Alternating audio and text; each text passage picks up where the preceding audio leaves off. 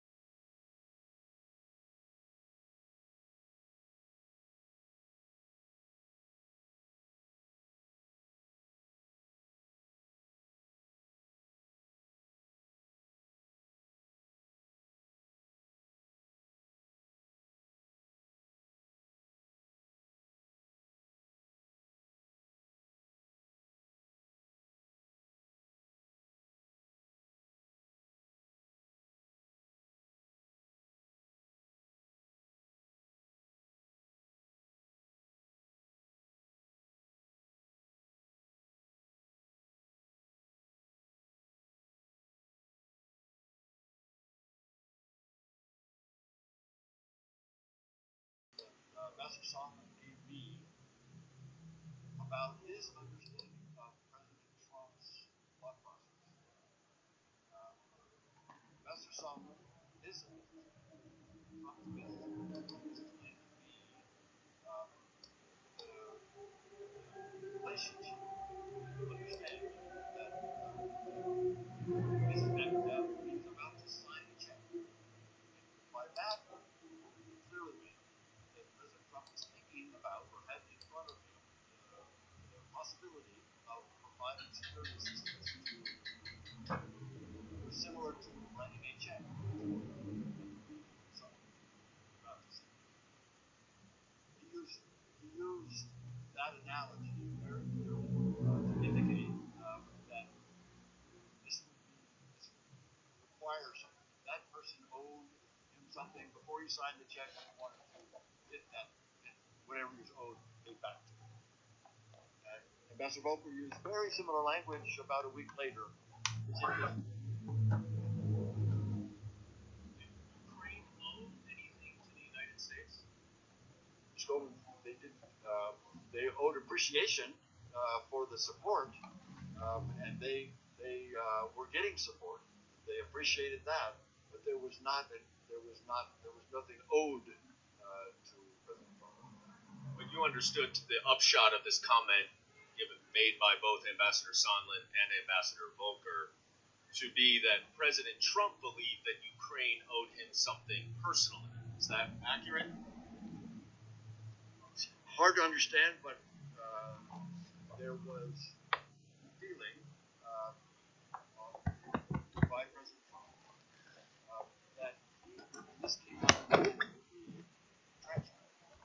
I'm sorry, this came out in the discussion with the inaugural delegation. They came back to have a conversation with President Trump on May 23rd. And he had a feeling of having been wrong by the Ukrainians. And so this was something that he thought they owed him to fix that. Right, but what he was talking about, as you understood it, because the context of the conversation is that what he owed him were these investigations that he wanted. That would have been to fix the wrong. Those investigations, as actually invited and recently.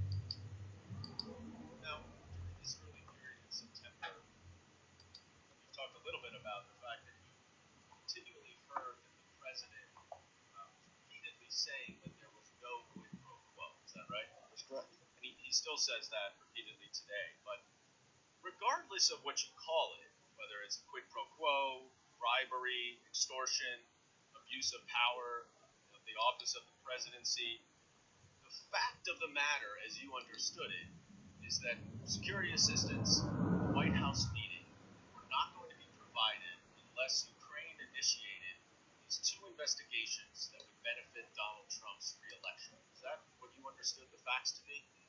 Mr. Goldman, what I can do here for you today is tell you what I heard from people. In this case, it was what I heard from Ambassador Sondland. He described conditions for the security assistance and the White House meeting in those terms. That is, dependent upon, conditioned on pursuing these investigations. And you heard that from Ambassador Sondland himself, correct? Correct. And you also heard a similar story from Mr. Morrison as well, is that right? Who also talked to Ambassador Sondland about the conversation that he had in Warsaw with Ukraine. And what Mr. Morrison recounted to you was substantially similar to what Mr. Sondland recounted to you, right? Yes. And so, regardless of what Ukrainians may say now that everything is out in the public and we're here in this public hearing, that they felt no pressure from President Trump, it was your clear understanding, was it not, that in early September, when the pressure campaign was still secret, that the Ukrainians believed that they needed to announce these public investigations. Is that right? So I know that the Ukrainians were very concerned about the security assistance. And I know that they were prepared or preparing to make a public statement, that is, with a CNN interview. That was being planned. Those are the two pieces. And that CNN interview was to announce these investigations as you understood it, right? That was the implication. That was certainly the implication. We've been focused a lot on the September timeframe, but I want to go back 2 months to July, before the July 25th call. And you testified, Ambassador Taylor, in your opening statement that it was in the middle of July when you understood that the White House meeting was first a condition on these investigations. Is that accurate?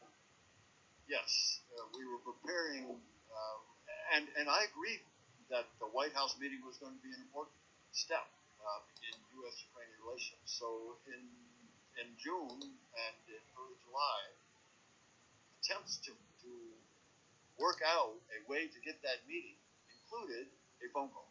So there were several conversations about how to have this phone call that eventually happened on July. And you described in your opening statement a July 10th White House meeting with a number of officials where Ambassador Bolton used the term that something was a drug deal. What did you understand him to mean in hearing that he said that he used this term drug deal? So I don't know. I don't know what Ambassador Bolton had in mind. And was that in reference to a discussion in that meeting related to the White House meeting that President Zelensky wanted in connection to the investigations? The context of that comment was the discussion that Mr. Daniluk, who was Mr. Bolton's counterpart, Ukrainian counterpart, national security advisor, had with Mr. Bolton. And that conversation was very substantive up until the point where the White House meeting was raised, and Mr. Ambassador Sondland intervened to talk about the investigations.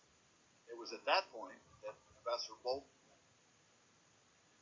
ceased the meeting, finished the meeting, and told his staff to report this meeting to the lawyers. And he also later then indicated to Fiona Hill, who was also participating on NSC staff, that he Ambassador Bolton, didn't want to be associated with this program. So the implication was it was the domestic politics that was being put on. Did Ambassador Sondland say this in front of the Ukrainian officials, to your understanding? Ambassador Sondland, in the meeting where Ambassador Bolton was having a conversation with his counterpart, raised the issue of investigations being important to come before the White House meeting that had just been reached. And Ukrainian officials were there. And Ukrainian officials were in that meeting. Now, around this same time in July, did you have any discussions with Ukrainian officials about these investigations?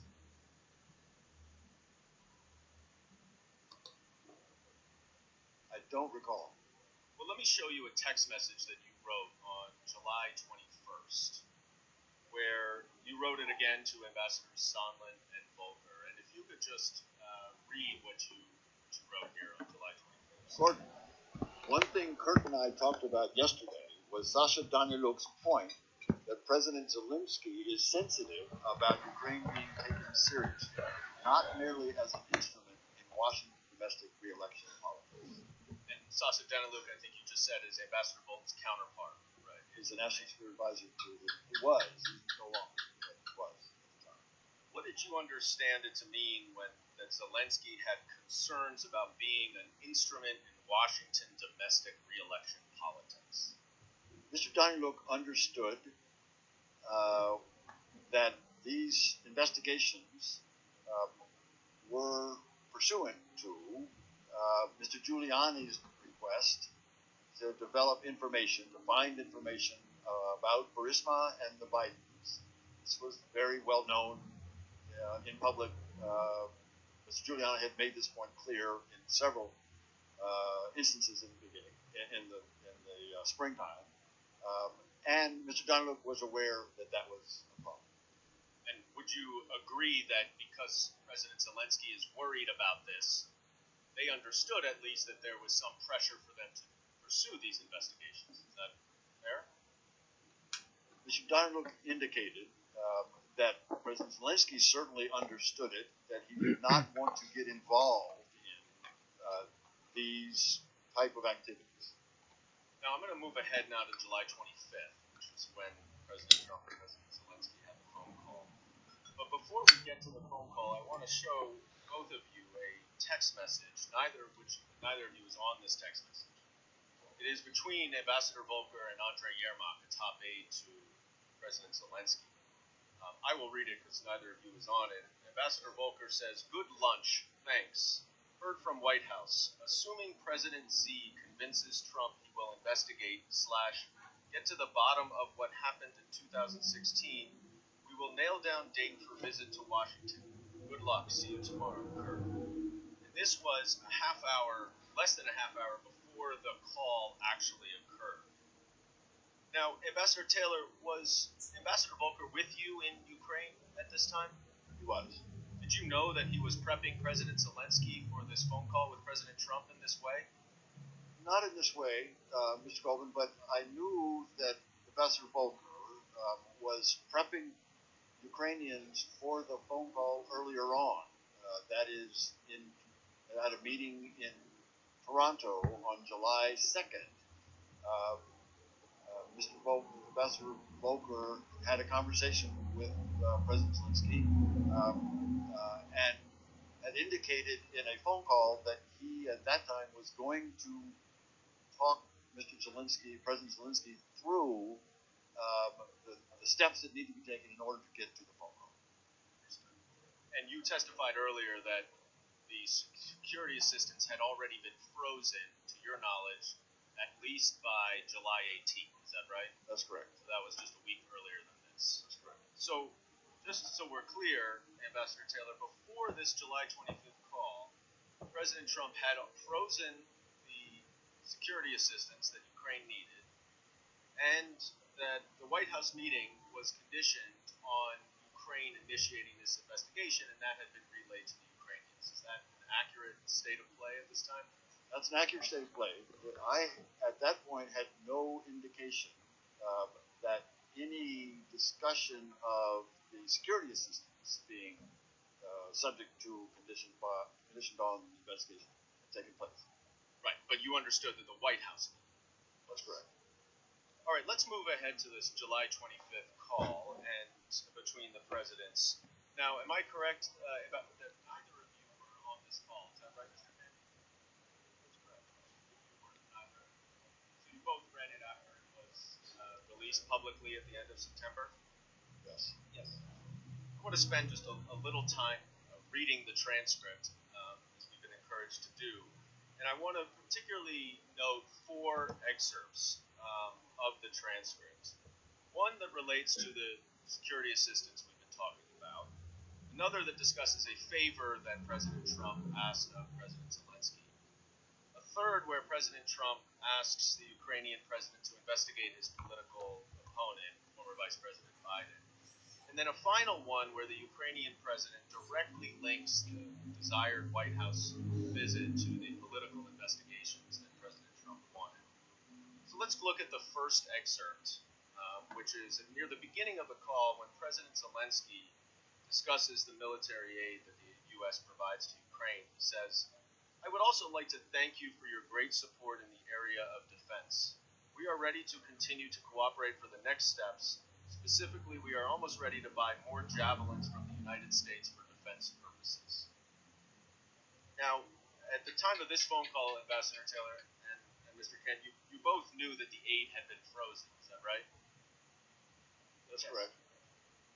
And Ambassador Taylor, you testified that President Trump obviously also knew that the aid had been frozen as well, since he was responsible for doing that. Is that correct? That's what I had been told. That's what we heard on that conference call. Yes. To neither of your knowledge, Ukrainians were not aware of that at that point. That's my knowledge. That's my knowledge. But right after President Zelensky thanks President Trump for his great support in the area of defense, President Trump then says, and we'll go to the next excerpt, "I want you to do us a favor, though, because our country has been through a lot and Ukraine knows a lot about it. I would like you to find out what happened with this whole situation with Ukraine. They say CrowdStrike. I guess you have one of your wealthy people. The server, they say Ukraine has it."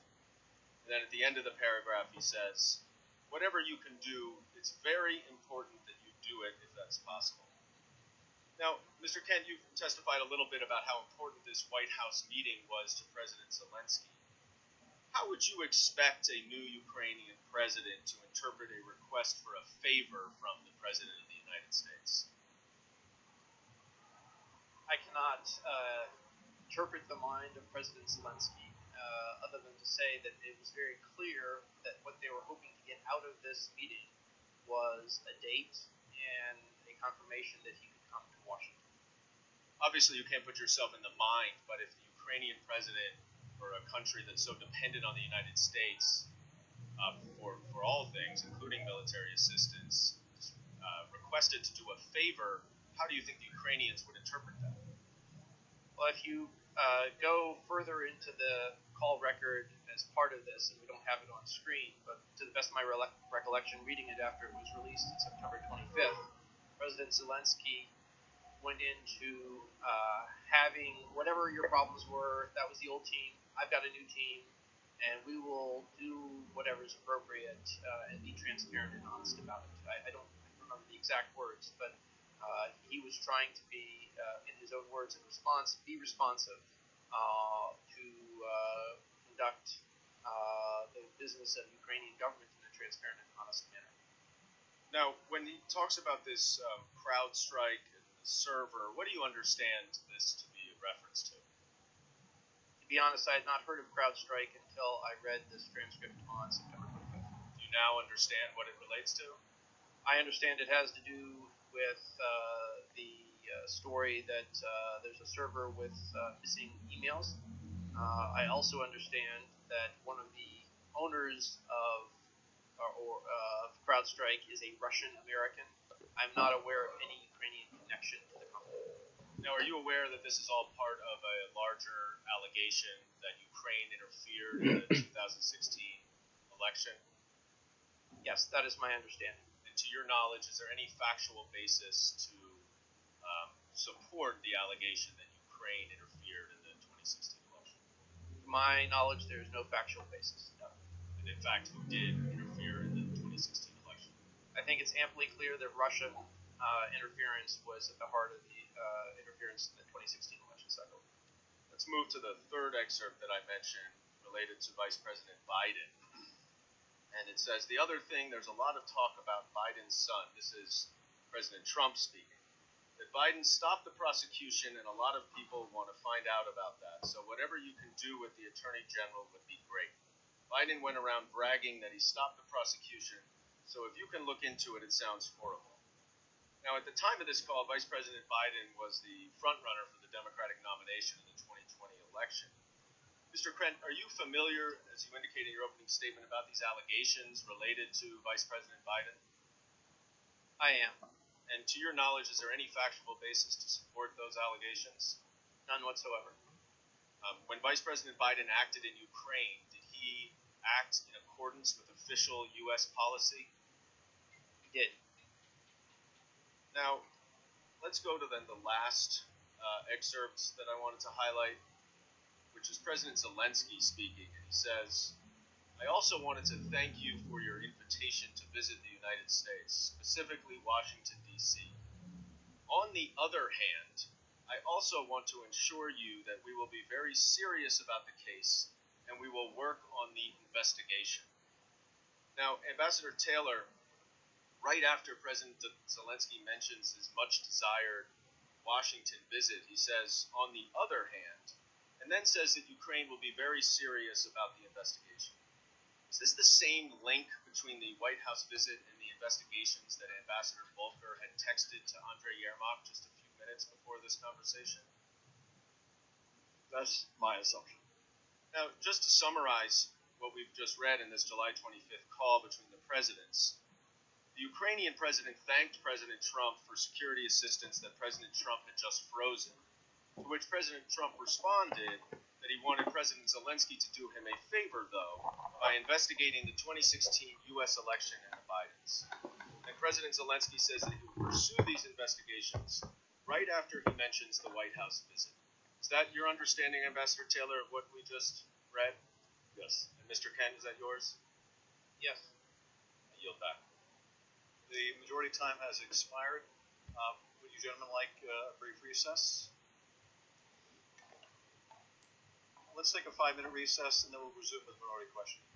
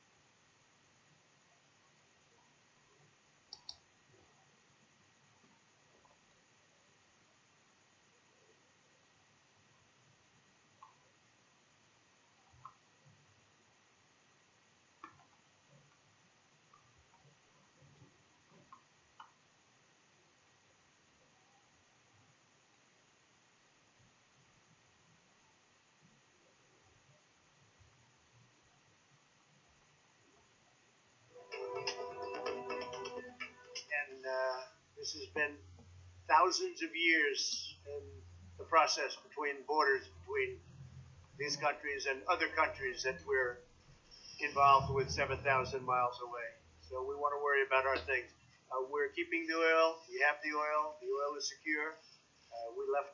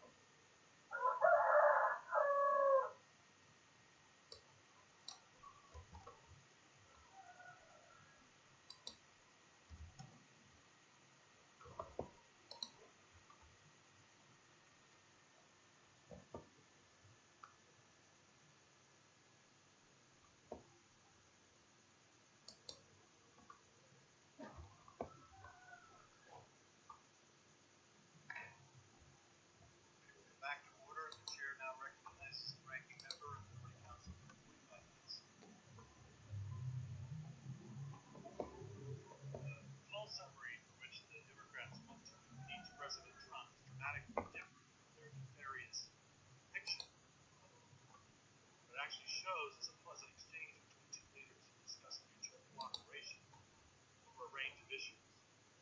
Democrats claim this call demonstrates extortion, bribery, and a host of other monstrous crimes being committed against President Zelensky.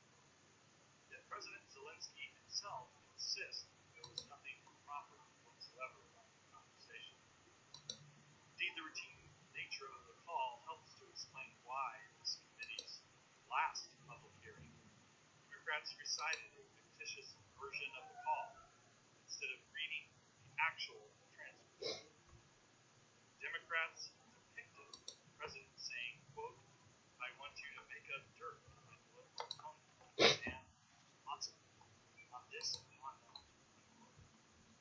The transcript did not show President Trump saying anything. The president did not ask Ukraine to make up dirt. Democrats are not trying to escape facts, they're trying to commit a narrative. Facts that they do not exist. Not only does President Zelensky deny Democrats' characterization of the call, but as Ambassador Taylor testified to this committee, Ukrainians did not even know at the time that a temporary claims on security assistance. Furthermore, as the ambassador testified, these holds occur from time to time. He and Ambassador Taylor were confident the delay would be inevitable. In fact, military aid to Ukraine has actually substantially decreased since President Trump took office. Ambassador Taylor testified that President Trump is the first president to see that Ukraine is supporting javelin anti-tank weapons. This is a very strong message. Americans are willing to provide more than blankets. This was the Obama administration. Note this important fact. Security assistance was provided to Ukraine without the Ukrainians having to meet any type of supposedly documented terms. So we're supposed to believe that President Trump committed a terrible crime that never actually occurred, and which the supposed victim denies ever happened. I'd like to briefly speak about the core mistruth at the heart of the Democrats' impeachment trial. They claim the president tried to get the Ukrainians to manufacture against his will. This is supported by precisely zero evidence. Once again, the Democrats simply made it up. Let's consider the broader question about why President Trump didn't want answers to questions about Ukraine meddling in 2016. Democrats downplay, ignore, or outright deny any indications that Ukrainians actually intended. It's shocking about Facebook people. For 3 years, argued that foreign election meddling was an intolerable crime, threatened pardon. While the brazen suddenness of this U-turn is jarring, this denial is a necessary part of their argument. After all, there actually were indications of Ukraine election meddling, and if foreign election meddling is a dire threat, then President Trump would have a perfectly good reason for wanting to find out what happened. Since the meddling was aimed against his campaign, he'd have good reason for sending his personal attorney to make inquiries about it. What's strange is that some of the witnesses of these hearings and previous depositions who express alarm about these inquiries were remarkably uninformed about these indications of Ukrainian election meddling and why the president may have been concerned. For example, I noted previously, Alexander Chalupa, former staffer of the Democratic National Committee, admitted to Politico that she had worked with officials at the Ukrainian embassy in Washington, D.C. to dig up truth on the Trump campaign. She passed on to the DNC and the Hillary Clinton campaign. Chalupa revealed that Ukrainian embassy officials themselves were also working directly with reporters to trade information and leads about the Trump campaign. Professor Kent, you didn't seem to be too concerned about answering questions or seeking views on those points. But Ambassador Taylor, you testified to this committee that you only recently came aware of reports of this cooperation between Ukrainian embassy officials and Chalupa to undermine the Trump campaign? Your last deposition, is that correct?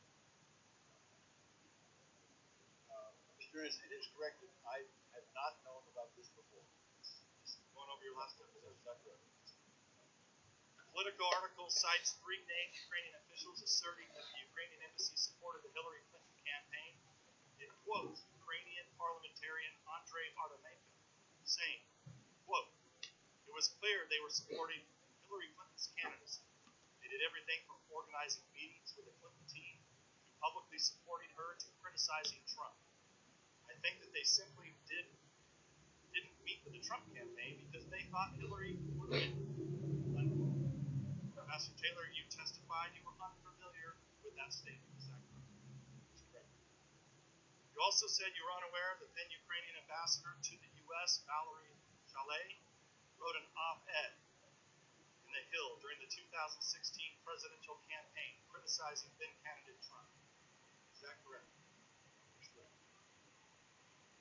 You said you did not know that Sergei Lyshenko, then a Ukrainian parliamentarian, had admitted that part of his motivation in spreading information about the so-called Black Ledger, disputed document purporting to reveal corruption by a former Trump campaign official, was to undermine the Trump's candidacy. This is in your deposition. Is that still correct? Still correct, sir.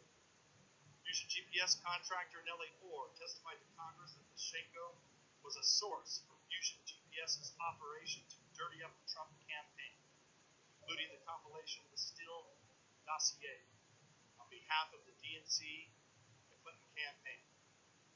You testified you were unaware that Lyshenko served as a source for that project. Ambassador Taylor, is this still correct? It is, sir. You said you did not know that Ukrainian Internal Affairs Minister Arsen Avakov mocked and disparaged then candidate Trump on Facebook and Twitter. Is that still correct? That is correct. Ambassador Taylor, in your testimony to this committee, you said you were never briefed on these reports and statements, that you did not do due diligence before taking your post to discover that presidents and Mayor Giuliani's concerns may have been, and that you did what they may have been, and that you did not discuss them with Ambassador Yovanovitch. That's still correct? Yes, sir. Furthermore, you said it upset you to hear about the many indications of Ukrainian election meddling. Your precise words were, I'm going to read it back to you, based on this Politico article, which again surprises me, disappoints me, because I think it's a mistake for any diplomat or government official in one country to interfere in the political life of another. That's disappointing, unquote. Master Taylor, is that still your testimony? Mr. Ernest, it is. Subsequent to that, I looked into the circumstances for several of the things that you just mentioned. In 2016, candidate Trump had made a statement saying that it was possible that he would allow Crimea to go back to Russia. He expressed the sentiment or the opinion that it was possible that Crimea wanted to go back to Russia. What I can tell you, Mr. Nunes, is that that sentiment is amazingly inflammatory to all Ukrainians. So I think so. I can understand that. Are you aware during it was the 2012 election when at the time President Obama leaned over on a hot mic to the then Russian president, said that he'd have to wait till after the election? Was that inflammatory to the Ukrainians also? I don't know, sir. I just want to be clear that some government officials opposed President Trump's approach to Ukraine, but many had no idea what concerned him. In In this case, it was numerous indications of Ukrainian interference in the 2016 election to oppose his campaign and support Hillary Clinton. Once you know that, it's easy to understand the president's desire to get to the bottom of this corruption and to discover exactly what happened in the 2016 election. With that, I'll turn to Mr. Castro. Ambassador Taylor, Mr. Kent, President Trump's concerns about Ukraine's role in the 2016 election, you believe he genuinely believed they were working against him, right? Ambassador Taylor? Mr. Castro, I don't know what President Trump was thinking about. I mean, didn't he in this Oval Office meeting May 23rd after the Zelensky inauguration, didn't he lament that the Ukrainians were out to get him? I heard that his response to the suggestion that Zelensky visit Mr. Trump, President Trump, in the Oval Office was not well received, and that he had concerns about Ukrainians. Yes. But from the president's perspective, if the Ukrainian ambassador to the United States, one of the most influential diplomats, is penning an op-ed, certainly with the okay of President Poroshenko, the DNC consultants are conferring with Ukrainian officials at the embassy. Former Prime Minister Yatsenyuk is saying things on social media. Interior Minister Avakov, who has spanned both the Poroshenko and the Zelensky realm, is also saying some very unkind things on social media about the president. You certainly can appreciate that President Trump was very concerned that some elements of the Ukrainian establishment were not in favor of him, did not support him, and were out to get him. And I'll allow the question, but you asked, parliamentary inquiry. Are you seriously interrupting our time? I will allow the question. I won't dock this from the time. Just want to be clear, Ambassador. If you're able to verify the things that the Council has asked you in the prerequisite question, that's fine. Otherwise, in questions from the majority or the minority that may assume facts not in evidence before you, you should be cautious about that.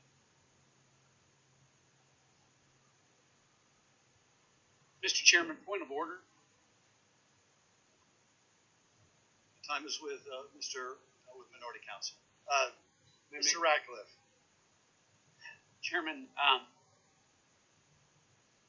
I sat here through the first 45 minutes and literally had an objection to almost the foundation of every question that Mr. Goldman asked regarding facts not in evidence, leading. But House Resolution 660 does not say that we are under the federal rules of evidence.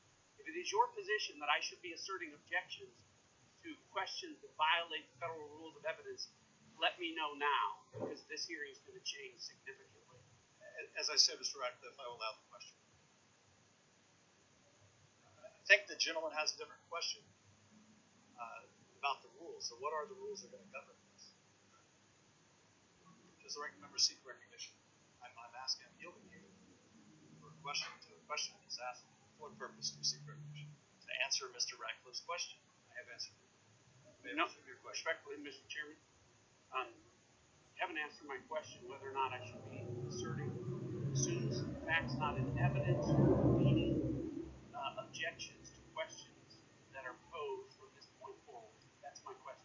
Mr. Radcliffe, so once again, I'm not objecting to the question, but I am instructing the witness. They should not presume questions from the majority or the minority that may represent facts not in evidence are correct. I have answered the question. We will resume the question.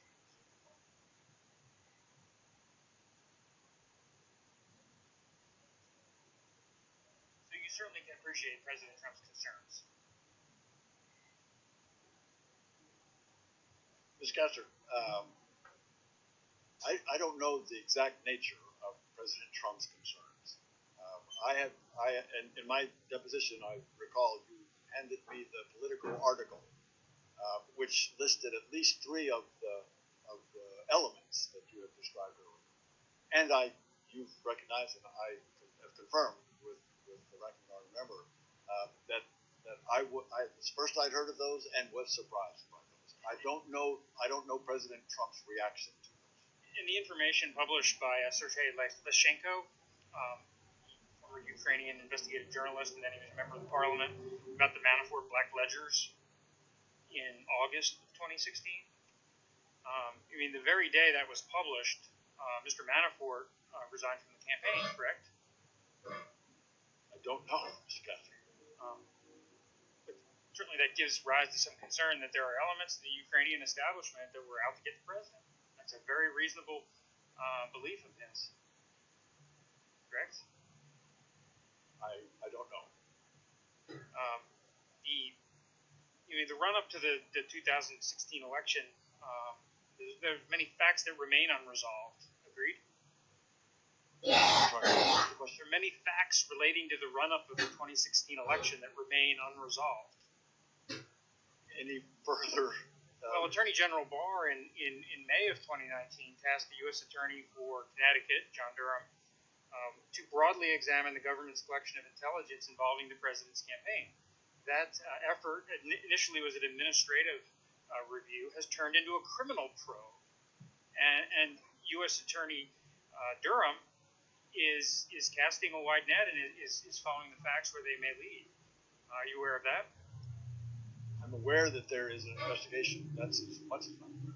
And so, to the extent any information resides in Ukraine, it's perfectly appropriate for the Ukrainians to try to get to the bottom of that, for the Ukrainians to cooperate with the United States through official channels to share that information, correct? Mr. Guthrie, can you say that one again? I'd appreciate it if you restate the question. To the extent Ukraine has facts related to the run-up of the 2016 election that are under the U.S. Attorney Durham's probe, Ukraine should cooperate with the United States, and to the extent there are Ukrainians doing improper things, the Ukrainians ought to investigate that themselves, correct? Mr. Guthrie, the Ukrainian-American relations are very supportive. The Ukrainians will certainly be responsive to requests. So when the president on the call transcript of July 25th raises this with President Zelensky, and he urges that there be a connection between the Ukrainian government and the Justice Department officially, that's the appropriate way to raise an issue with the Ukrainian president, correct? It's appropriate for the Justice Department and the Prosecutor General to cooperate and to exchange information, yes. But to the extent the president has concerns, and to the extent the Attorney General is having U.S. Attorney Durham look into that, isn't it entirely appropriate for the president to flag this for President Zelensky and say that you should be in touch with our official channels? Mr. Castro, I don't know the precise appropriateness of these kinds of relations. Now, were you involved, either of you involved with the preparation for the 725 call? I was not. I was not. And how do you account for that? You were the two of the key officials with responsibility for Ukrainian policy. If the President of the United States is going to have a call with the leader of Ukraine, why wouldn't you ordinarily be involved with preparation? Sir, we work for the Department of State and an embassy overseas, and in preparation for a presidential phone call, that responsibility lies within the staff of the National Security Council. Normally, if there is enough sufficient time, National Security staff can solicit information, usually from the State Department, who can draw on the embassy, but that's only background information, and my understanding, having never worked at the National Security Council, is that National Security staff write a memo to the President, and none of us see that outside of the National Security staff. Okay, so the charge or the U.S. ambassador to the country wouldn't ordinarily be on a call with a foreign leader? That's correct. Would not. And did Colonel Vindman or anyone at the National Security Council staff reach out to you, Mr. Kent, in preparation for the call? I was given notification the day before on July 24th, and to the extent I had any role, it was to reach out to the embassy, give them a heads up, and ask them to ensure that the secure communications link from the Office of the President of Ukraine was functional so the call could be patched through from the White House Situation Room. Did you provide any substantive advice to Colonel Vindman about about the call and what ought to be the official position? I was not asked, and I did not provide. Okay. Same with you, Ambassador? The same. And the call was scheduled, you know, you testified earlier that the call was on again and off again. And after the July 10th meeting with Ambassador Bolton, the consensus was the call was not going to happen. Is that correct? I would not say that was a consensus. The State Department's position was that a call between the two presidents would be useful. And once Zelensky's party won the first ever absolute majority in parliamentary elections on July 21st, the idea of a congratulatory call made eminent sense from our perspective. Okay, and the call was scheduled. And did you get a readout, Ambassador Taylor, initially from the call? I didn't, Mr. Counselor. We all read the statement that the Ukrainians put out. I got a readout several days later from Mr. Morrison, National Security Council. Okay. And how about you, Mr. Kent? I likewise first saw the Ukrainian statement, and I believe the next day, July 26th, which would have been a Friday, I did get a partial readout from Lieutenant Colonel Goodman, yes. Ambassador Taylor, you said that the Ukrainian readout was cryptic. Is that just because it's initially written in Ukrainian and translated to the U.S.?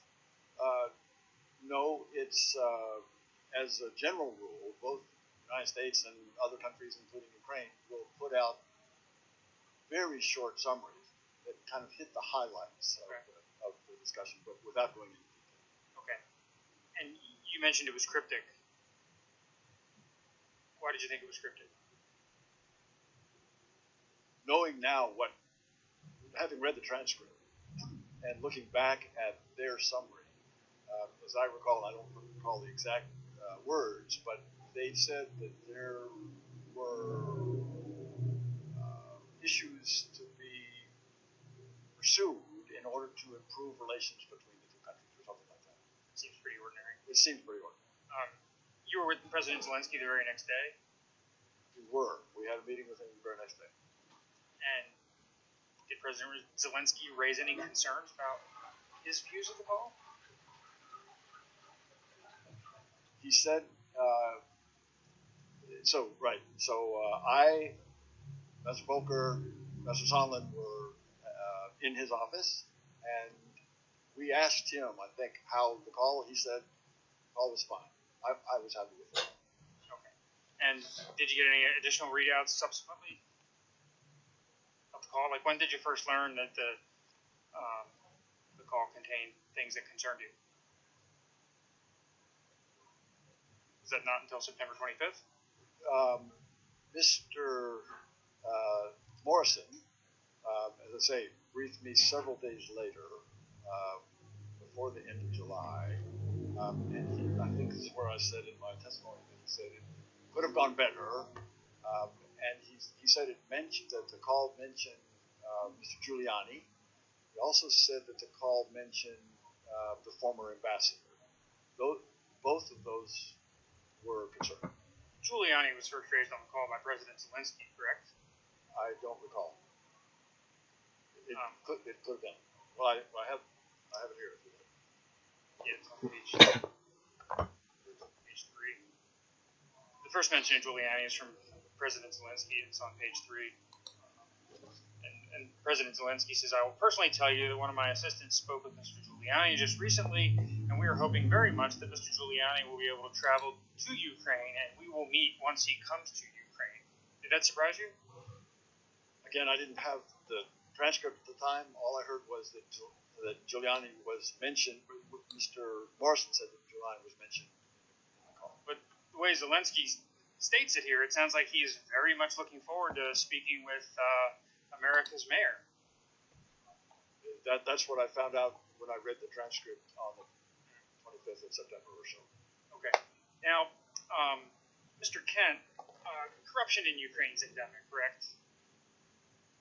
That's correct. And it affects the courts, the prosecutors, and there have historically been problems with all the prosecutors in Ukraine, correct? I would say up until the new set of prosecutors appointed by President Zelensky last 2 months. Correct. Okay, and so the U.S. government, the consensus hope at the State Department, the National Security Council, and the White House is that Zelensky's the real deal. He's a real reformer. He's genuinely interested in rooting out corruption, prosecuting the bad guys, correct? I would say we are cautiously optimistic, and we will work wherever there is the political will to do the right thing and put forward genuine reform. And at the heart of the corruption is this oligarch system, correct? Where the oligarchs take control, often by virtual theft of, for example, the right to certain energy licenses, correct? That is one element, yes, sir. And the company Burisma, its leader Zlochevsky, he has a little bit of a storied history of corruption, doesn't he? Mr. Zlochevsky was Minister of Energy from 2010-2012 under the pro-Russian government, and he used his regulatory authority to award gas exploration licenses to companies that he himself controlled. That would be considered an act of corruption in my view, yes. Certainly self-dealing. Certainly self-dealing and self-enriching. And how did the Ukrainian government ultimately pursue that? In the spring of 2014, the Ukrainian government, the new government after the Revolution of Dignity, turned to partners, particularly the U.S. and the UK, to try to recover tens of billions of dollars of stolen assets. The first case that we tried to recover that money came from Mr. Zlochevsky. The Serious Crimes Office in the UK had already opened up an investigation. They worked with us, the Ukrainian authorities, to develop more information. The $23 million was frozen until somebody in the General Prosecutor's Office of Ukraine shut the case, issued a letter to his lawyer, and that money went poof. Essentially paid a bribe to make the case go away. That is our strong assumption, yes, sir. Okay. Now, at any point in time, has anyone in the Ukrainian government tried to reinvestigate that, or did those crimes just go unpunished, and was he free to go? Mr. Zlochevsky spent time, as far as I understand, in Moscow and Monaco after he fled Ukraine. We continued to raise as a point of order that because U.S. taxpayer dollars had been used to try to recover frozen assets, that we have a fiduciary responsibility, and we continued to press Ukrainian officials to answer for why alleged corrupt prosecutors had closed a case, and we have, till now, not gotten a satisfactory answer. So, to summarize, we thought that Mykola Zlochevsky had stolen money. We thought a prosecutor had taken a bribe to shut the case. Those were our main concerns. And are you in favor of that matter being investigated and prosecuted? I think since U.S. taxpayer dollars were wasted, I would love to see the Ukrainian Prosecutor General's office find who the corrupt prosecutor was that took the bribe and how much it was paid. And that's what I said to the Deputy Prosecutor General on February 3rd, 2015. But in addition to prosecuting the person that took the bribes, shouldn't the organization or individual that sponsored the bribes be prosecuted?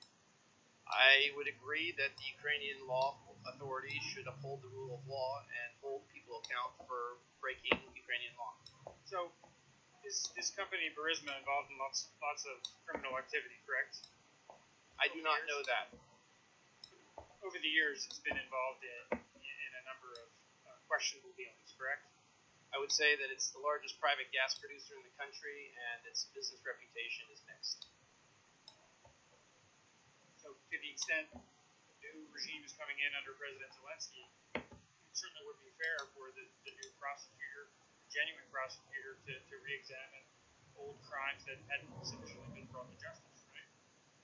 I believe that the new Prosecutor General, Ruslan Rybashapka, made a statement to that end that they would be reviewing past cases. Keep in mind, this is a country where those that commit crimes generally never get held to account, so there's a lot to review.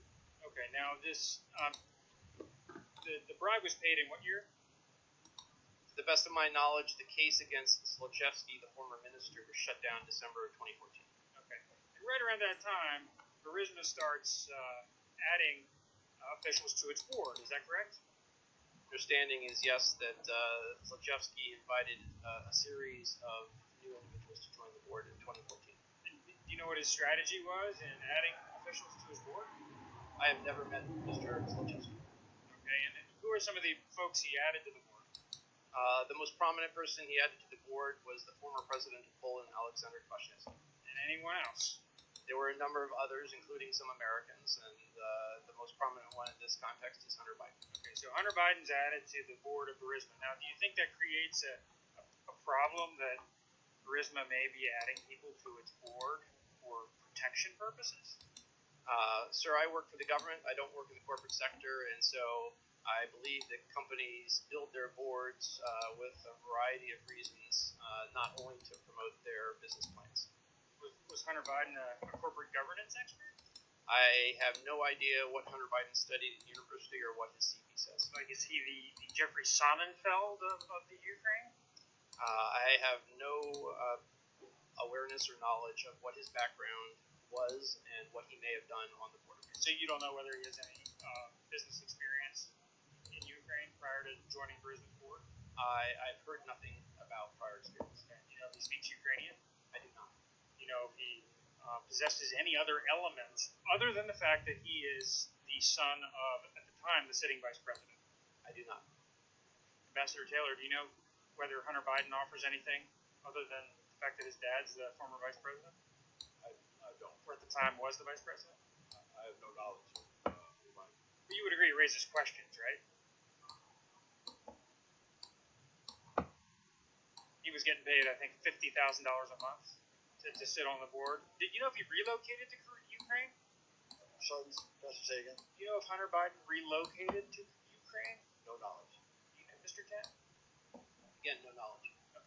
So he's getting paid $50,000 a month, but we don't know whether he had any experience, he had any spoke the language, or whether he moved to Ukraine, correct? Correct.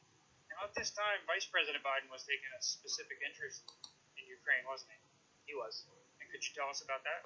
I believe while he was vice president, he made a total of 6 visits to Ukraine. One may have been during the old regime, Yanukovych, and that would make 5 visits after the Revolution of Dignity, which started February 2014. Okay, and you were the DCM, the Deputy Chief of Mission at the time, correct? Starting in 2015, yes. And did Vice President Biden come when you were post? He did not. I came back for Ukrainian language training, and so I missed several visits. Now, you've seen Vice President Biden's his sort of his speech. He's folksy about how he went into Ukraine and he told the Ukrainians that if they don't fire the prosecutor, they're going to lose their $1 billion in loan guarantees. You've seen that, correct? I have. I think it was a speech at the Council of Foreign Relations in January 2018. Right. And he also said that he's been there, Ukraine 13 times. Do you know if that's accurate? To the best of my knowledge, when he was vice president, he made 6 visits. And did the State Department ever express any concerns to the Vice President's office, the Vice President's role at the time in engaging on Ukraine presented any issues? No, the vice president's role was critically important. It was top cover to help us pursue our policy agenda. Okay, but given Hunter Biden's role in Burisma's board of directors, at some point you testified in your deposition that you expressed some concern to the Vice President's office. Is that correct? That is correct. And what did they do about that concern that you expressed? I have no idea. I reported my concern to the office of the Vice President. Okay, and that was the end of it? That nobody... Sir, you would have to ask people who work in the office of the Vice President during 2015. But after you expressed the concern of a perceived conflict of interest at the least, the Vice President's engagement in Ukraine didn't decrease, did it? Correct, because the Vice President was promoting U.S. policy objectives in Ukraine. And Hunter Biden's role on the board of Burisma didn't cease, did it? To the best of my knowledge, it didn't. And my concern was that there was the possibility of a perception of conflict of interest. Now, Ambassador Taylor, I want to turn to the discussion of the irregular channel you described. And in fairness, this irregular channel of diplomacy, it's not as outlandish as it could be. Is that correct? It's not as outlandish as it could be. I agree. Okay, we have Ambassador Volker, who's a former Senate confirmed ambassador to NATO, long time State Department diplomat, and you've known Ambassador Volker for years, correct? That's correct. Man of unquestioned integrity, correct? That's correct. And somebody with incredible knowledge of the region.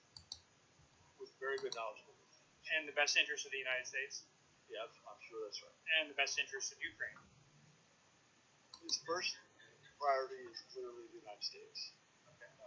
And to the extent that Ukraine has an invitation for that, yes. Okay.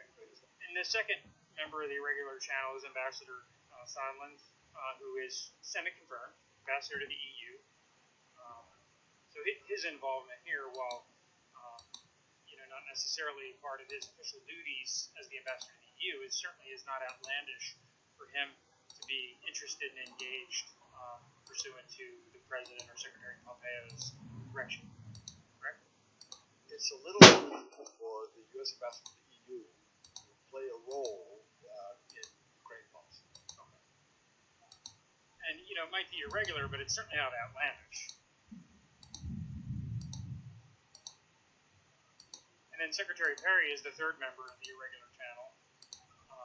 Certainly a Senate confirmed official, somebody with deep experience in energy markets, and he was pursuing some liquefied natural gas projects in Ukraine. That's correct. So his involvement, Secretary Perry's involvement, is perfectly acceptable. It is. Okay.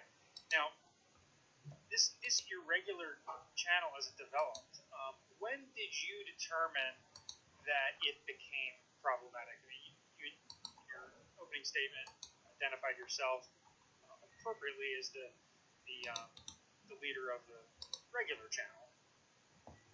At least a participant. There's another leader of the regular channel. So when did you first develop concerns that the irregular channel was being problematic? So I arrived in Kyiv in mid-September. By late September, a couple of phone calls with... You arrived in Kyiv in June, right? June, sorry. June 17th? Mid-June. Yeah. September. And so by the end of June, I had begun to hear references to investigations as something that would have to happen prior to the meeting that President Trump had offered to. Okay. That began to raise questions for me. Okay. Now, you've known Ambassador Volker, and you certainly have a reason to know Ambassador Sondland. What did you do at this point, or did you ever try to wrest control of the irregular channel? I didn't try to wrest control of the irregular channel. Do that. At the time, when I why not? Because at the time, as Assistant Secretary Ken testified, both channels were interested in having a meeting between President Zelensky and President Trump. So there's no reason to wrest control if we're going in this direction. At some point, you develop concerns. I mean, your opening statement is here. I mean, you're the impeachment witness number one, Mr. Kent. For the case impeaching the President of the United States because of the concerns you testified about the irregular channel, correct? I was concerned when the irregular channel appeared to be going against the overall. The irregular channel was going against the overall direction of and purpose of the regular channel. As I understand the record, however, when you arrived in Ukraine, you had the support of the Secretary and the Secretary's top advisor, Chancellor Ulrich Brechbuhl, correct? That is correct. And they assured you that if you had any concerns, you would be able to contact them and they would have your back. That is correct. And you knew going in that the Rudy Giuliani element presented some complexities, correct? I was concerned about Rudy Giuliani's statements and involvement in the Ukraine policy. Okay. So when it genuinely became, concern for you. What did you do to either engage Sondland and Volker, Perry, Giuliani? By the way, have you ever met Rudy Giuliani during these times relevant? Not during the times relevant. Giuliani visited Ukraine one time when I was there, I think in 2007 or 8. That's the only time I've been. Okay. So you've never had any communications with Rudy Giuliani as part of these regular channel business? That's correct. That's correct. Anyway, getting back to my question, did you try to engage Breck Buell or the secretary during this time period? I know you said that you had, I believe, an August 21st or 22nd telephone call with Breck Buell. You had a July 10th telephone call with Breck Buell, and then you sent a first-person cable to the secretary on August 29th. That's correct. Is that sort of the universe of initiatives you took inside the State Department to raise your concerns about the regular channel? I also raised my concern with Secretary George Canton. In particular, early on with I think I may have mentioned this phone call that was odd in that it did not include the normal staff, indeed, Professor Sondland's staff. And that struck me as unusual. I consulted with Kent, and at his suggestion, made a note of this, and also at that point I had a conversation with his brother. That was a June 28th call. That's correct. And raised your concerns about you regular expressing concerns I also about. raised my concern with Secretary George Canton. In particular, early on with I think I may have mentioned this phone call that was odd in that it did not include the normal staff, indeed, Professor Sondland's staff. And that struck me as unusual. I consulted with Kent, and at his suggestion, made a note of this, and also at that point I had a conversation with his brother. That was a June 28th call. That's correct. And raised your concerns about you regular expressing concerns I also about. raised my concern with Secretary George Canton. In particular, early on with I think I may have mentioned this phone call that was odd in that it did not include the normal staff, indeed, Professor Sondland's staff. And that struck me as unusual. I consulted with Kent, and at his suggestion, made a note of this, and also at that point I had a conversation with his brother. That was a June 28th call. That's correct. And raised your concerns about you regular expressing concerns I also about. raised my concern with Secretary George Canton. In particular, early on with I think I may have mentioned this phone call that was odd in that.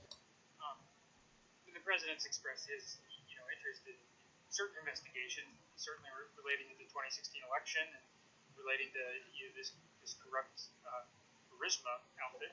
So that wasn't inconsistent with the president's message, right?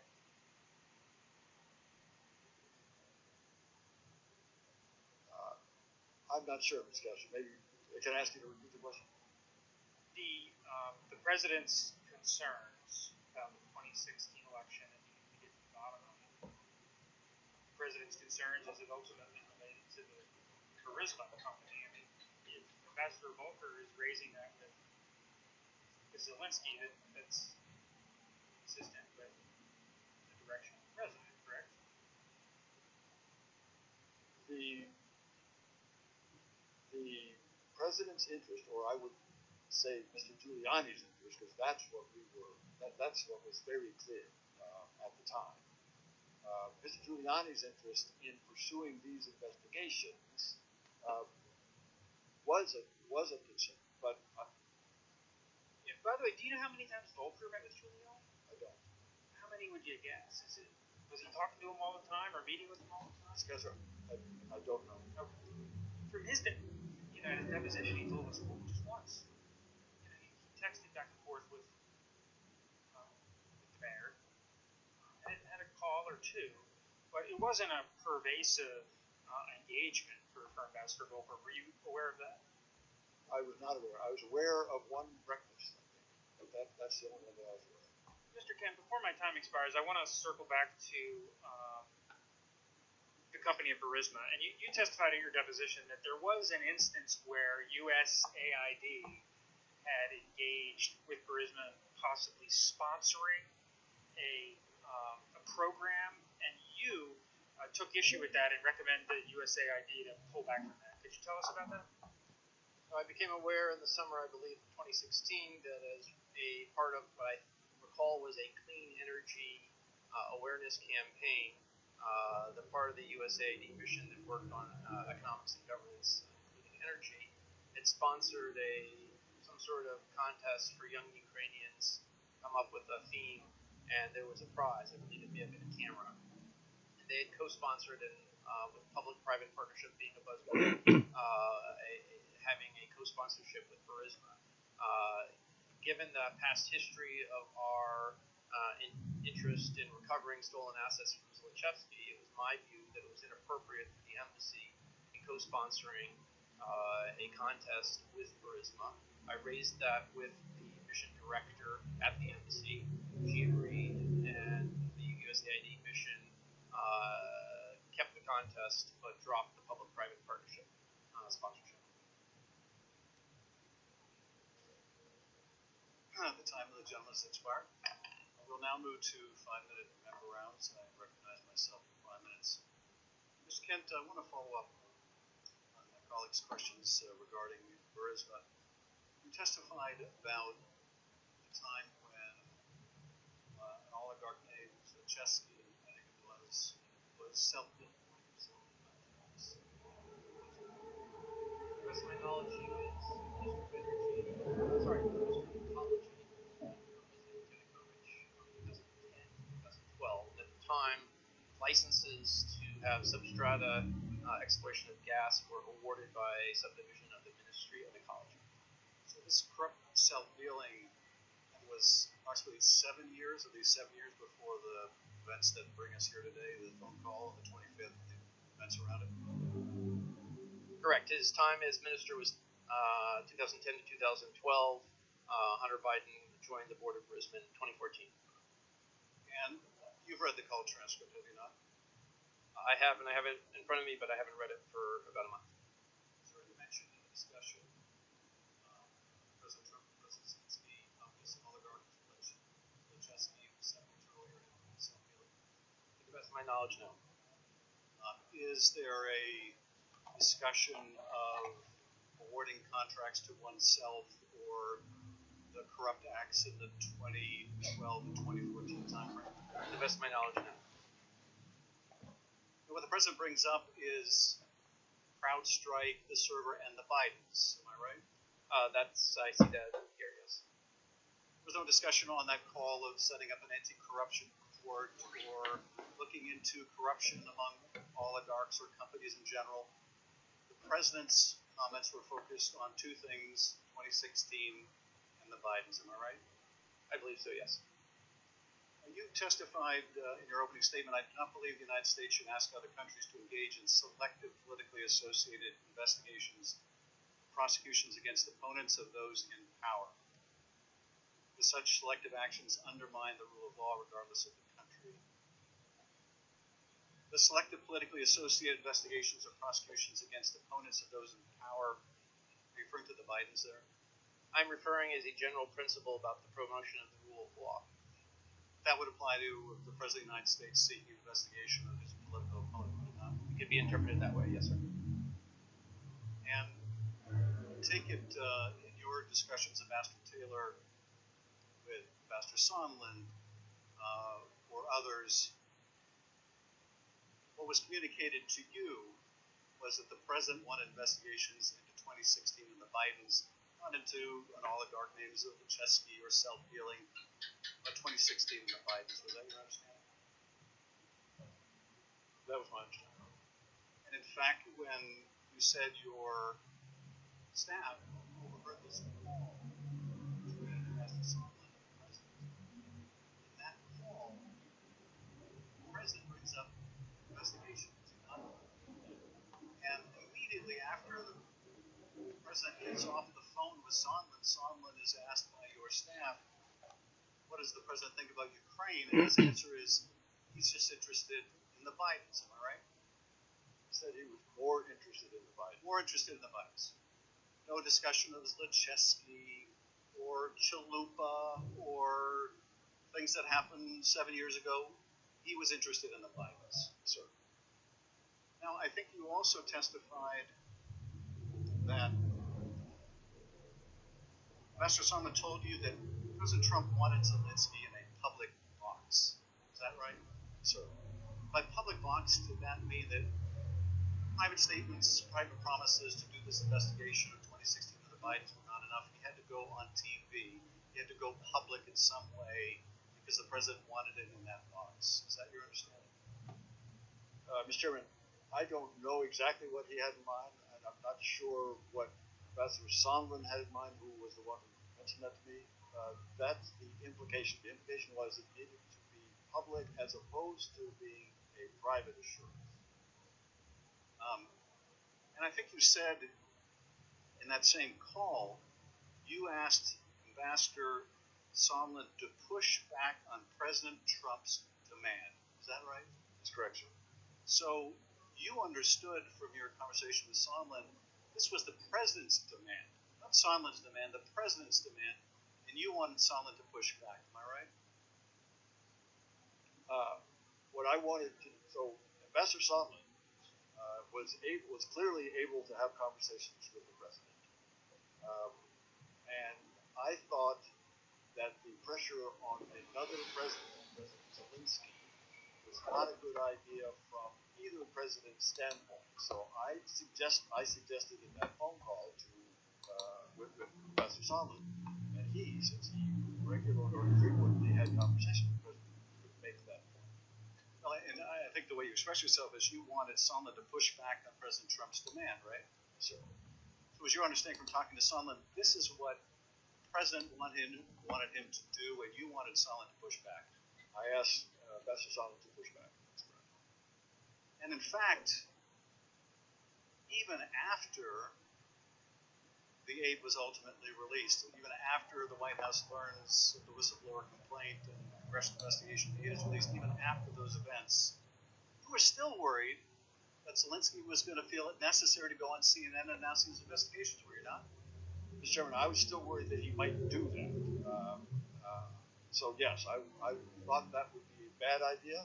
And so when there was some indication that there might still be a plan for the CNN interview in New York, which was upcoming at the United Nations General Assembly meeting, I was worried. I wanted to be sure that didn't happen, so I addressed it with the Zelensky staff. And I think you said earlier that Dan Liuk, the National Security Advisor then for Zelensky, was concerned Zelensky didn't want to be used as some tool in American politics. Is that right? That's correct, sir.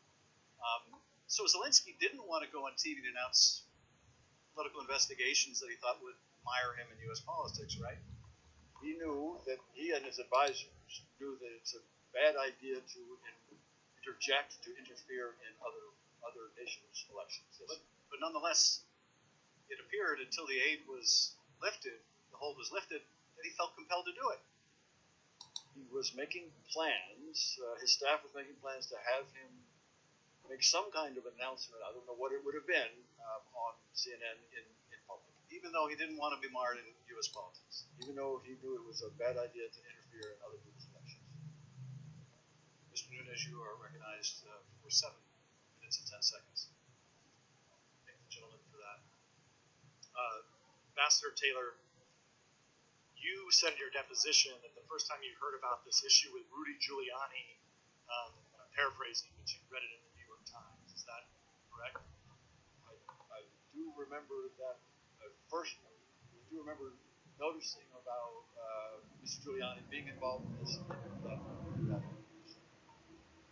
think one of the mothers of all conspiracy theories is that somehow the President of the United States would want a country that he doesn't even like, he doesn't want to give foreign aid to have the Ukrainians start an investigation into Biden's. With that, I yield to Mr. Jordan. Thank the gentleman for yielding. Ambassador Taylor, thank you for being here. AIDS held up on July 18th. Is that right? That's when I first heard about it. Then it's released, Ambassador Taylor, on September 11th. And we know that from your deposition, in those 55 days that aid is delayed, you met with President Zelensky 3 times. The first one was July 26th, the day after the famous call down between President Trump and President Zelensky. President Zelensky meets with you, Ambassador Volker, and Ambassador Sondland. And again, according to your deposition, your testimony, there was no linkage of security assistance dollars to investigating Burisma or the Bidens. Second meeting is August 27th, given this 55-day time frame. Second meeting is August 27th. President Zelensky meets with you and Ambassador Bolton and others. And again, there's no linkage of dollars, security assistance dollars, to an investigation of the Bidens. Then, of course, the third meeting is September 5th. President Zelensky meets with you and Senators Johnson and Murphy.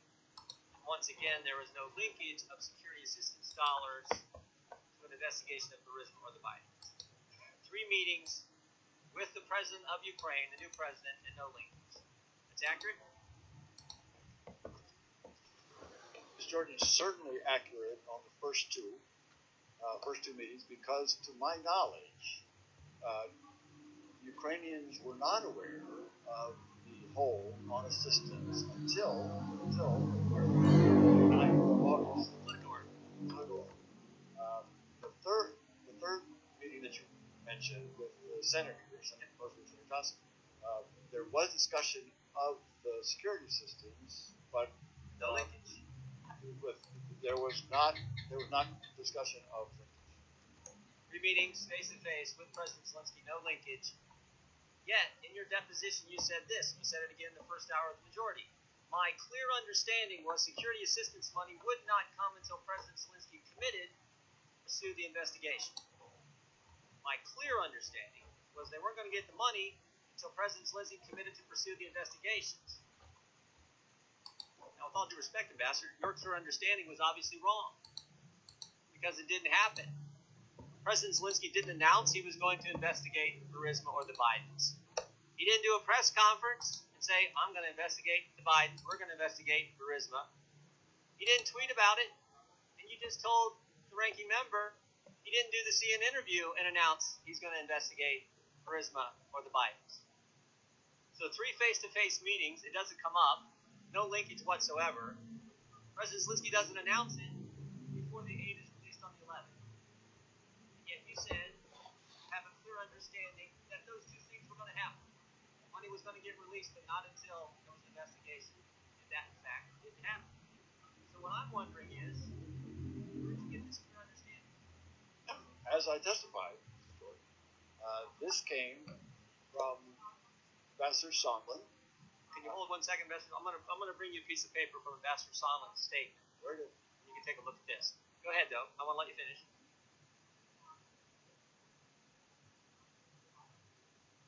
So, Mr. Jordan, should I read this or? No, I just want you to have it because I'm going to read it. Oh, very good, very good. Yeah, but I want you to go ahead and finish. You said, Ambassador, you got this from Ambassador Sondland. That is correct. Ambassador Sondland also said that he talked to President Zelensky and Mr. Yermak and told them that although this was not a quid pro quo, if President Zelensky did not clear things up in public, we would be at a stalemate. That was one point. It was also the case. Mr. Morrison talked to you, right?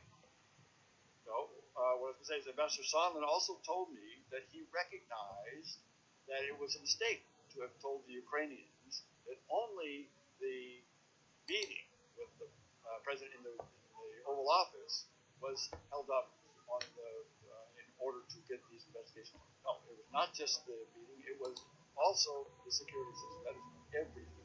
So those two discussions. I understand. All right. So again, just to recap, you had 3 meetings with President Zelensky. No linkage in those 3 meetings came up. Ambassador Zelensky didn't announce that he was going to do any investigation of the Bidens or Burisma before the aid was released. He didn't do a tweet, didn't do anything on CNN, didn't do any of that. President Zelensky, excuse me. And then what you have in front of you is an addendum that Mr. Sondland made to his testimony that we got a couple weeks ago. It says, Declaration of Ambassador Gordon Sondland, I, Gordon Sondland, do hereby swear and affirm as follows. I want you to look at point number 2, bullet point number 2, second sentence. Ambassador Taylor recalls that Mr. Morrison told Ambassador Taylor that I told Mr. Morrison that I conveyed this message to Mr. Yarmak on September 1st, 2019 in connection with Vice President Pence's visit to Warsaw and a meeting with President Zelensky. This is his clarification.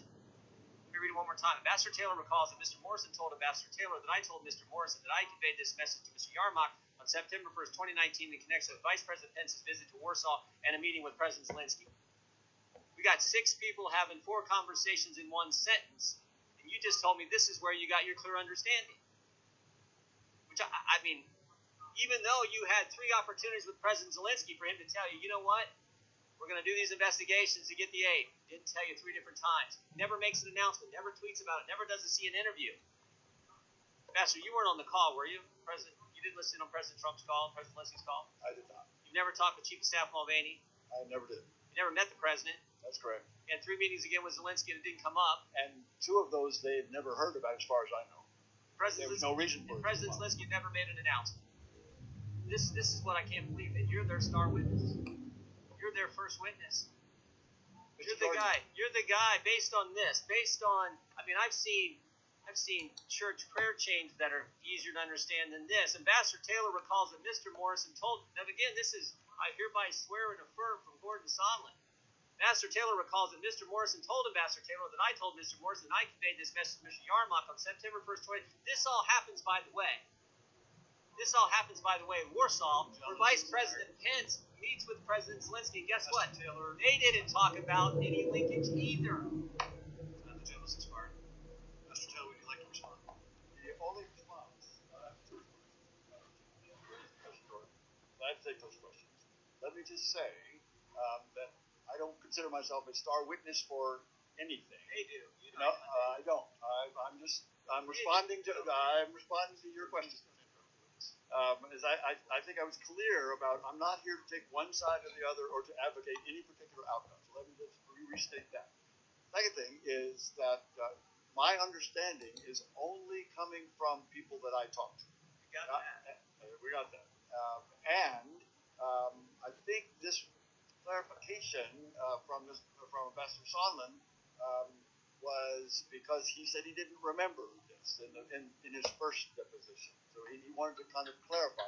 But I think, Mr. Jordan, the way I read this, he remembers it the same way I do. Yeah, and it's real clear, right? It's very clear. Thank you, Ambassador Taylor. Mr. Himes, you're recognized for 5 minutes.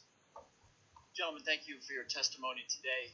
One of the things I find startling about these proceedings is that faced with very serious allegations of presidential misconduct, my colleagues on the other side of the aisle don't engage or defend that conduct. Rather, they spin theories about black ledgers and Steele dossiers and the startling revelation that Ukrainians might have been upset when a presidential candidate suggested that perhaps he would let the Russians keep Crimea. Or, of course, we get the attacks so epitomized by Mr. Nunes' opening statement when he attacked Democrats, he attacked the media, and most disgustingly attacked the extraordinary men and women in the State Department and the FBI. When a defense does emerge, it looks a little like this. Ukraine is a corrupt country, and the president was just acting in a long line, a long tradition of actually trying to address corruption in Ukraine. Mr. Kent, you've worked on anti-corruption and rule of law for much of your 27-year career. Is that correct? I have specialized in anti-corruption and rule of law issues since 2012. So, like most of us up here, I don't have a good sense of what a real anti-corruption effort that we must engage in all over the world all the time, what that looks like. So let me ask you to just take a minute and just characterize for us what a real initiative, what a real program of anti-corruption might look like. If we're doing a systemic, holistic program, you need institutions with integrity. That starts with investigators. It goes to prosecutors. It goes to courts, and eventually it goes to the correction system. In countries like Ukraine, we generally start with law enforcement, and that's what we did in 2014-15 with the new patrol police. There also is oftentimes needed a specialized anti-corruption agency. In Ukraine, that was called the National Anti-Corruption Bureau, or NABU. There was a different body that reviewed asset declarations for unusual wealth called National Anti-Corruption Prevention Council. And eventually we got to helping them establish a special anti-corruption prosecutor and eventually a high court on anti-corruption. And that was to try to create investigators and prosecutors and courts with integrity that couldn't be bought and would be focused on high-level corruption. So what I'm hearing there, Mr. Kent, is a very comprehensive effort. So let me read you President Trump's own words to the Ukrainian president in their July 25th phone call. And I quote, "There's a lot of talk about Biden's son, that Biden stopped the prosecution, and a lot of people want to find out about that. So whatever you can do with the Attorney General would be great. Biden went around bragging that he stopped the prosecution. So if you can look into it, it sounds horrible to me." Mr. Kent, when you hear those words, do you hear the president participating in or requesting a thoughtful and well-calibrated anti-corruption program? I do not. And Mr. Kent and Mr. Taylor, the defenders of the president's behavior have made a big deal out of the fact that Vice President Biden encouraged the Ukrainians to remove a corrupt former Ukrainian prosecutor, 2016, Mr. Shokin. In fact, Senator Rand Paul on Sunday said, and I quote him, "They're impeaching the President Trump for exactly the same thing that Joe Biden did."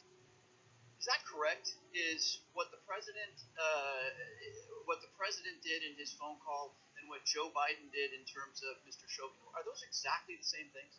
And if not, how are they different? I do not think they are the same things. What former Vice President Biden requested of former President of Ukraine, Poroshenko, was the removal of a corrupt prosecutor general, Viktor Shokin, who had undermined a program of assistance that we had spent, again, U.S. taxpayer money, to try to build an independent investigator unit to go after corrupt prosecutors. And there was a case called the Diamond Prosecutor case, in which Shokin destroyed the entire ecosystem that we were trying to help create. The investigators, the judges who issued the warrants, the law enforcement that had warrants to do the wiretapping, everybody to protect his former driver who he'd made a prosecutor. That's what Joe Biden was asking. Remove the corrupt prosecutor. So Joe Biden was participating in an open effort, established whole of government effort to address corruption in Ukraine. That is correct. Great. So, Mr. Kent, as you look at this whole mess, Rudy Giuliani, President Trump, in your opinion, was this a comprehensive and whole of government effort to end corruption in Ukraine? Referring to the request in July, Exactly. I would not say so. No, sir. Yeah, I don't think President Trump was trying to end corruption in Ukraine. I think he was trying to aim corruption in Ukraine at Vice President Biden and at the 2020 election. I yield back to balance. Mr. Conaway is recognized for 5 minutes. Mr. Chairman, I yield back time to the gentleman in Texas, Mr. American. I thank the gentleman, and I thank you both for being here. It's obvious from your testimony today that you both care a great deal about U.S.-Ukraine relations. It's also very clear that you're optimistic about President Zelensky. Ambassador Taylor, you related one of his first acts in office was to remove immunity from deputies, which had long been a source of corruption. I know you have a number of personal dealings with him. Has he given you any reason to question his honesty or his integrity? No, sir. In your prior deposition, I asked you, and I'll read it directly. If nobody in the Ukrainian government is aware of a military hold at the time of Trump's call, that as a matter of law and as a matter of fact, it can be known as quote unquote based on military aid. To your knowledge, nobody in the Ukrainian government was aware of the hold. Your answer was that is correct. Is that still your testimony? Mr. Ratcliffe, at some point in September. I'm talking about on July 25th. July 25th. Sorry. Yes, that's correct. That's correct. They did not know this. All right, and as it turns out, President Zelensky agreed with you.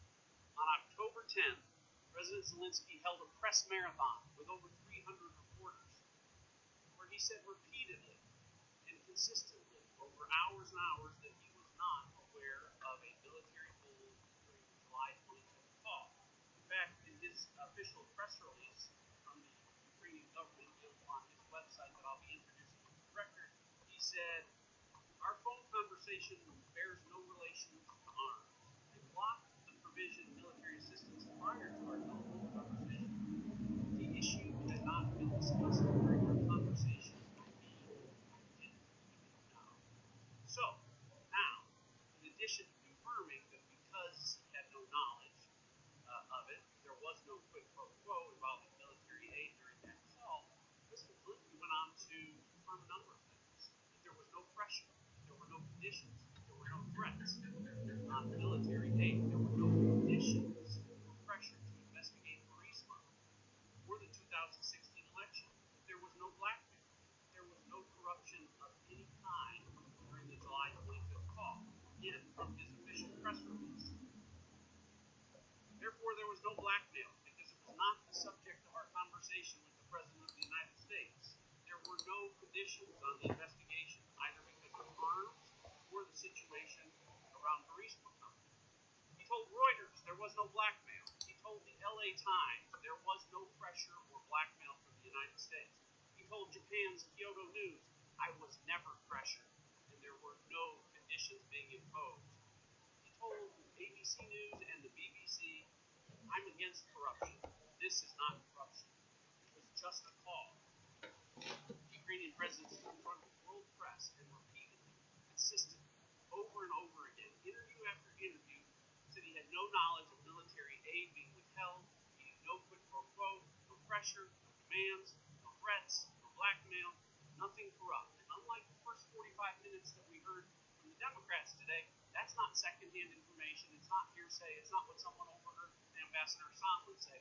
That was his direct testimony. Ambassador Taylor, do you have any evidence to assert that President Zelensky was lying to the world press when he said those things? Yes or no?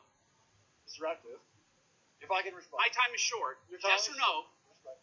I have no reason to doubt what the president said and in his. Okay, very good. So, in this impeachment hearing today, where we impeach presidents for treason or bribery or other high crime, where is the impeachable offense in that call? Are either of you here today to assert there was an impeachable offense in that call? Shout it out. Anyone? Mr. Radcliffe, if I can respond, let me just reiterate that I've not got 1 here. minute left. I know. I know you only got a minute left. I've just got 30. I've got. You asked the witness a question. The witness I'll withdraw the question. Let me just make I'm this not point. here to take one side or the other. This is your Ambassador, let me answer this. Let me ask you this General will question. suspend. Spend the time. Ambassador Taylor, would you like to answer the question? Spend the time, please. I withdrew the question. Gentleman will suspend. We will suspend the clock. Suspend the clock at 1 minute, please. Ambassador Taylor, would you like to respond to the question? Mr. Radcliffe, I'd just like to say, I'm not here to do anything having to do with to decide about impeachment. That is not what either of us are here. This is your problem. We restore time to the clock at 1 minute. No, we should continue political science. Fine. Mr. Ambassador, I think everyone knows that House Democrats have made up their mind to impeach one president. The question that we just learned is whether or not they're prepared to impeach two. Because to be clear, if House Democrats impeach President Trump for a quid pro quo involving military aid, they have to call President Zelensky a liar. If they impeach him for abusing his power, pressuring, or making threats or demands, they have to call President Zelensky a liar to do it. If they impeach President Trump for blackmail or extortion, making threats or demands, they have to call President Trump a liar to do it. Yield back. Chair recognizes Representative.